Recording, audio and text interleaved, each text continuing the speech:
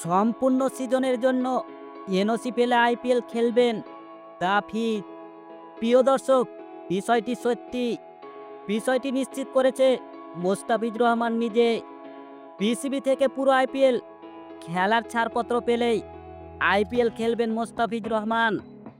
আইপিএলের মেগা নিলামে কোনো দল মোস্তাফিজুর রহমানকে না কিনলেও অনেক দলের সেরা পেসার ইনজুরিতে পড়েছেন।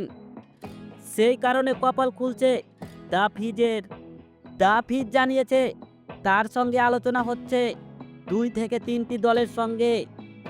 সম্পূর্ণ সিজনের জন্য এনওসি পেলেই তিনি যে কোনো দলের হয়ে আইপিএল মাতাবেন।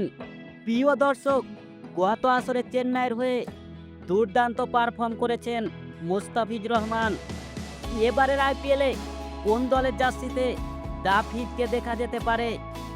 আপনাদের মতামত অবশ্যই আমাদের কমেন্ট বক্সে জানাবেন। তবে আমি মনে করি বিসিবির উচিত তাফিজকে পুরো সিজনের জন্য আইপিএল খেলার এনওসি দেওয়া হোক। আইপিএল খেলেই মোস্তাফিজুর রহমান নিজের অভিজ্ঞতাকে আরও বাড়াতে পারবে।